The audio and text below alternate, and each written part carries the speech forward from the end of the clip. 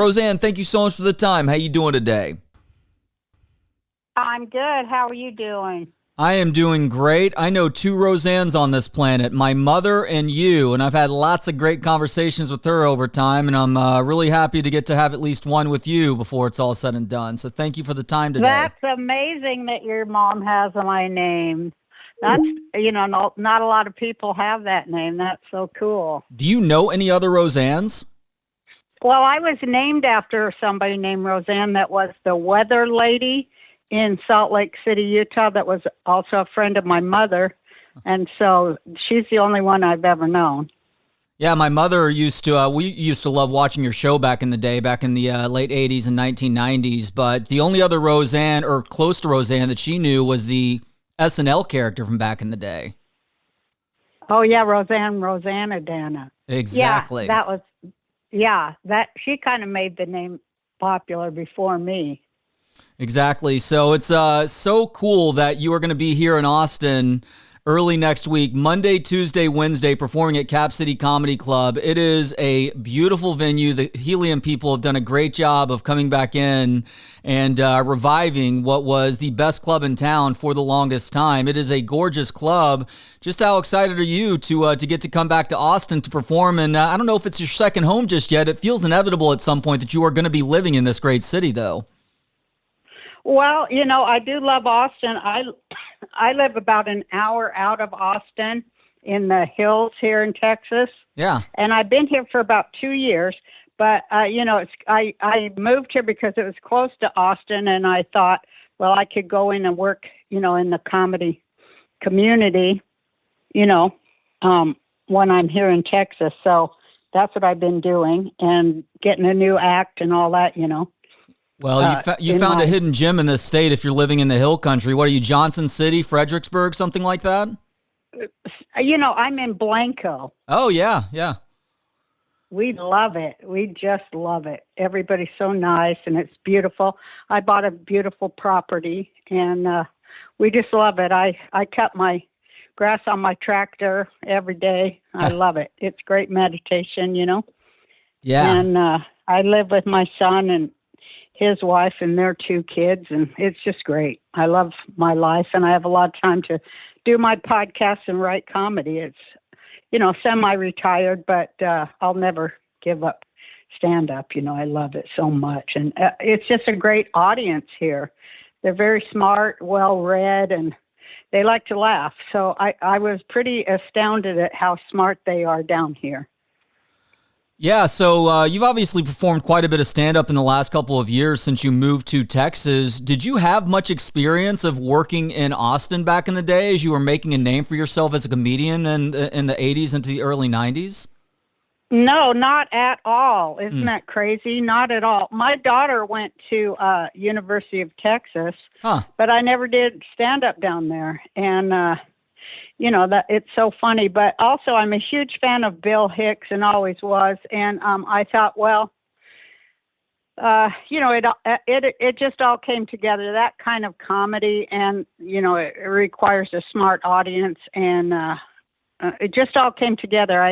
I came down to visit Joe Rogan. He was doing some stand-up shows, and my daughter was with me. She goes, "Don't go on stage. It's a blue city and they aren't going to like you." And I was just drunk enough, and Ron White brought me up.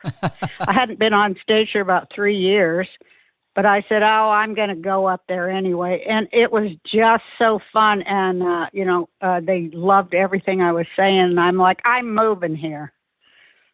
My daughter was astounded. That's simple. Yeah, and I just loved it. I mean, it was, it's, every kind of people in the audience, every kind of age, everything.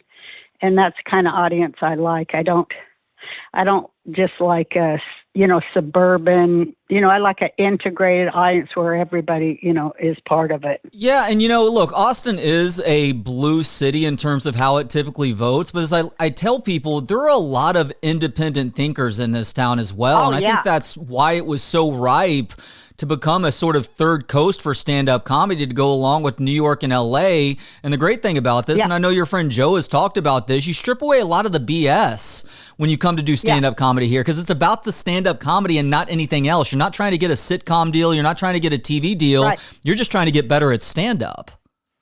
Yeah, and it's a different kind of stand-up. Like, I've convinced all my comic friends in New York and LA to move down here. I mean, a lot of them are coming and looking for houses and stuff. Like Tyler Fisher just came down here. Oh, wow. He's a great comic. Yeah. And a good friend. And because people are normal here. Mm-hmm. They disagree with each other, but yet they don't hate each other's guts, That's what's great. It's not hateful. And they're not following any party line. They think for themselves. And, some people have red ideas and blue ideas, which I think is the majority of our country, right? We're all a little bit of everything. We're not at war with each other. We just like good ideas and funny jokes. 100%. There are way more people in the gray area than at the fringes on the left or the right. Right. Exactly. I always say it's a huge main street, a huge middle, and they've managed to marginalize the middle. How they did that, I don't know. But we got to be able to laugh at everything, every side of everything, because laughter really opens up your mind and makes you like people again. Completely agreed. I feel like that's why we've seen this stand-up renaissance over the last few years, is people were so fed up with the arcane rules that were being put in place during the COVID era that they just had to find some place where you had an outlet where you could go laugh at the absurdity of it all. Yeah, and free speech. This is the country that pioneered that and stands for it. So, of course, we want that.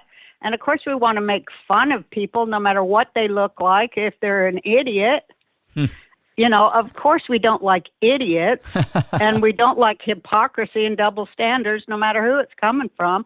We like to make fun of that, hence Bill Hicks. He was doing it back then, and he paved a big road for, I think, everything that's happening in Austin. It goes to his feet, and I don't want people to forget that. 100%. Yeah, Bill Hicks is my all-time favorite comedian. People obviously love him in this state. He's from Houston originally, was good friends with Kinnison, and did a lot in Austin as well. Considering that you guys were out in L.A. around the same time, if I'm not mistaken, did you ever cross paths with Hicks? I talked to him, and he wrote about me in his book, and he was so nice. But no, we never did meet face to face. But we saw things pretty similar, as just the absurdity of the party line, whichever side it comes from. It's always absurd, and it's just ridiculous. I remember Bill's favorite line, and it's my favorite line of Bill's, I should say. It's always in my head when I'm writing comedy. He said, "Of course, we knew that they had WMDs in Iraq because we had the receipt." Exactly. It was so brilliant, and it's just a one-liner, and, I think that's the top of comedy of the last 100 years probably. And, I always try to follow it, to do it short and concise and make fun of, the real target, which is not human. It's not humans. It's the way we think. It's not the way we look or stuff like that. It's the thoughts that are crammed down our throats. And, we need to examine them before we accept them, right? 100%. Yeah, one of my favorite lines of his gets to what we were just discussing about the gray area versus the fringes, where he says, "Well, I agree with the puppet on the left a whole lot more. I agree with the puppet on the right. Hey, there's one guy controlling both puppets. Go back to sleep, America. Here's Love Connection. Watch this and get fat and stupid." Isn't that great? That's kind of what happened. Brilliant. Brilliant. So brilliant. So brilliant. Well, he wasn't long for this world, was he? No, he wasn't, sadly. Roseanne, your kids are all grown now, but I'm curious to get your thoughts on this as somebody who is so observant, because I've got a 9 and 7-year-old right now. What do you think the biggest challenge is for parents in 2024? To keep them busy and get them tired by physical activity, keep them off of the media, make them run around, cut the grass, pick up stuff, get them tired. And, make them read. Yeah. Make them reason, make them talk to other people, give them rules that they have to obey. Stay with them, don't ignore them. I have bits about when I go to the grocery store and see these parents today, and I'm including my kids, their parents, their generation, I'm trying to save them from going straight to hell because they're idiots. And that's a lot of my act is like, why are you doing this? But I said, why has it fallen to me to be the person that has to smack your kids in the grocery store? You know, why? Because I'm watching all the moms on their phones while their kids are running around stuffing their fingers into the hamburger buns, and they don't even notice. They don't notice nothing. They're ignoring their children to put pictures of their fat butt on Instagram. You know what I mean? They aren't even paying attention to their kids. So I have to go smack them for them.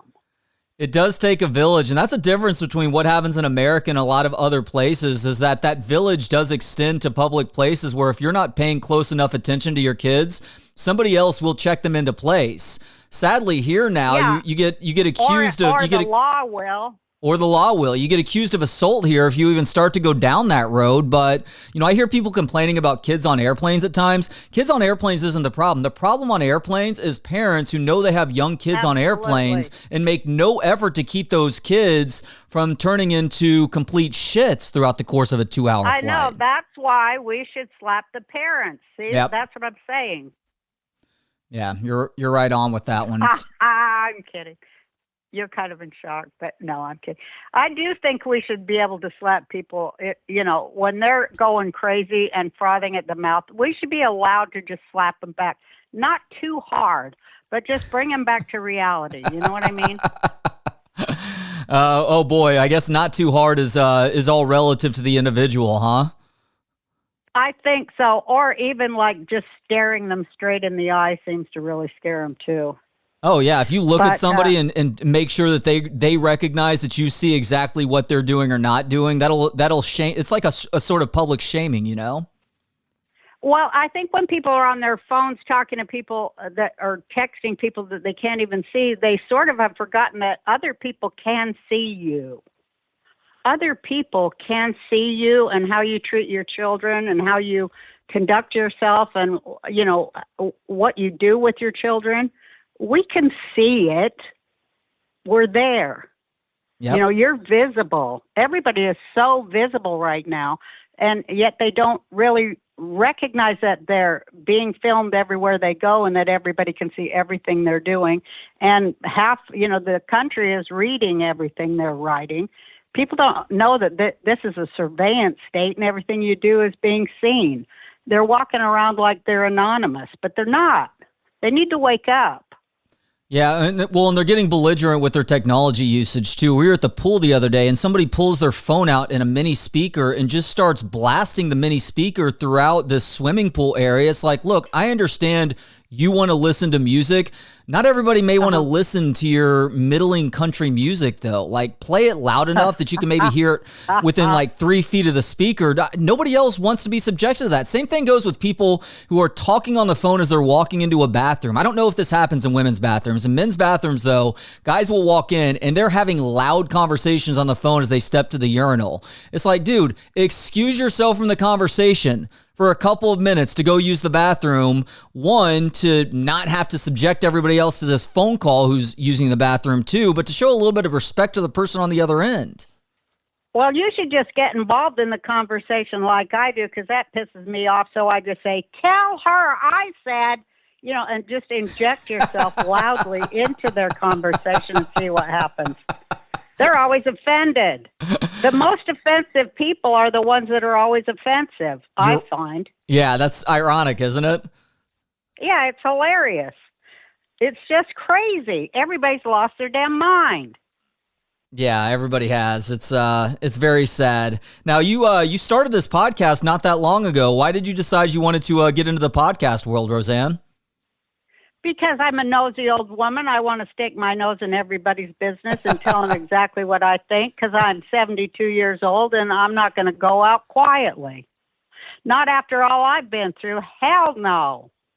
Yeah, you have been through a lot. And you're an icon also. It's still it's crazy to see that after the trail that you've blazed for so many other people, that you still had to deal with cancel culture like you did, and you got completely railroaded. Like, I hear comedians now try and make the argument that cancel culture doesn't exist, and their point is that, well, nobody gets canceled forever necessarily. No, but people can have their livelihoods ruined in the moment, and it takes a lot to get back to that point. I was talking with Ari Shaffir about this. Like, it's absurd to me that comedians of all people want to try and downplay the idea behind cancel culture, you know? Oh, well, it's just fascism. It's Nazism, and it loves stamping on your face, and it's jackboots. But I'm the only one who had their life's work stolen. Yeah. So cancel culture is lethal, and it's just by a bunch of guilty people who like to project their shit onto everybody else. But, you know, they're basically thieves and criminals, and, you know, they're looking for a way to steal all the money in the U.S. Treasury and from everybody they can railroad. They're just criminals. They aren't better than us, although they think they are, and they do think that they have the right to steal, destroy, and ruin people. But, you know, their time is coming. Everything goes around, comes around, you know. It does, and they're going to get their turn, whether it's in this world or the next one. Nobody gets away with this kind of fascist hate. Nobody gets away with it. They don't. I mean, I don't think they do. I'd like to think that they won't get away with it when it's all said and done, but people are so easily manipulated. Who knows? Well, you don't know what kind of hell they're living in to make them that bitter and horrible. I mean, they're not happy people. Happy people live and let live, you know, so they're not in that fold. So you got to think they must really be suffering to be that miserable and horrible, right? Yeah, I agree with you on that. You know, there's an interesting conversation happening right now involving Jerry Seinfeld, who has somehow turned into public enemy number one in the world of comedy, who said that political correctness is a bad thing for comedy. And Julia Louis-Dreyfus came out this last weekend as Seinfeld co-star and said, political correctness is good for comedy because it helps to reestablish the lines as we continue to evolve as humans. Do you think PC is good or bad for comedy, Roseanne? I think it's great for comedy because it gives us something to hate and make fun of. Exactly. It has invented comedy down here in Austin because now we have a big old target. It used to be the best comedy came when there was a Republican in office because they used to be so, you know, staid and backward and ridiculous, and a lot of them still are. But we had the best jokes. Even Johnny Carson, his jokes were mostly about Republican administrations, but then it switched, and when the Democrats got in, they did not want to be made fun of because one thing, you know, they're very Stalinist, fascist-like, and they tried to say what the words are and tell us what words we can use and all that stuff now. But, you know, they tried to shut down comedy, and they are cancel culture. That's who fuels cancel culture. Although I was a victim of cancel culture by the right way back when because they said I was, you know, anti-family and all this other stuff. And, you know, there's always, I think they're like the same group of people like to the, what was that, Baptist church? There are those kind of people that are miserable and hate, and they just want everybody to be like them and no differences, no diversity, nothing, you know. So they're that same kind of angry person that has something they're trying to hide and projecting it on everybody else and thinking if they can control everybody, then nobody's going to notice what they're doing. But right now, they tried to shut us down so hard with like what pronouns we can use, what is a woman, all their crap, you know. It just made us go, F you, we're going to say this and say that. And I see these comics, you know, I watch the young kids and I love them. And I watch them go up there and just kill. And it doesn't matter. People looking conservative, they look like hippies. They look, you know, like rap people, you know, and they're all laughing at the same because everybody knows it's all bullshit. It's all us being manipulated, you know, by, you know, billionaires that don't have our best interest in mind, no matter what party you're with, right? Bill Hicks was right. Puppet on the left, puppet on the right. It's a billionaire at the top pulling all the strings. So that's where you know, it just is, populism is coming. And I think that comedy gave birth to it. And I'm very happy to be back at it and part of it and to be able to watch, you know. these Absolutely. young people, and they're fearless. And it's great because so many of them are beaten down and afraid that they may say the wrong thing or do the wrong thing, that they're going to be attacked by mobs of people that are under mind control. But no, these kids are fearless, and I just love it. That's what America needs, is thinkers and brave thinkers and people who want to bring people together instead of divide them for these artificial reasons. People not afraid of having hard conversations either. All right, last question now, Roseanne, and thank you so much for the time. This has been an enlightening conversation. I love stand-up. You love stand-up. What do you love about stand-up comedy? Well, I do it. I love watching it. I love to watch how people are like coalescing all these different opinions and thoughts and turn it into a line or a bit. I love it as an art form, as the last free speech art form. I love to watch it, but I love to be able to do it. It's just the most fun thing in the world to be able to do, to be able to get in front of, it's usually, this is a small club for me, and, but they're the most fun because people will talk to you. You'll be able to, talk to the audience, and, you get your best jokes that way, actually. But it's like a workshop. The best is to see people all laughing at the same thing, an idea that you wrote and put out there. That's why I love doing my sitcom too. An idea that you wrote and put out there, and you put a lot of thought into it, and they all get it. It's just so wonderful. It's just wonderful. I love it more than anything in the whole wide world. I love that my brain still works too at my late age. I love that as well. And it is it is unbelievable After to me all that the pot I've smoked. Are you kidding? Exactly. Well, I say that about myself, and I'm only 46, so I can only imagine when I get into my early 70s, like you are. You still sound so great. The mind is clicking on all cylinders, and it is mind blowing to me that you listening right now have an opportunity to go see Roseanne, the legend, at a smaller club like Cap City Comedy Club. It is a beautiful club, incredible acoustics. The Helium people have done a great job of this one. These shows are going to sell out by next week. Monday, Tuesday, Wednesday shows.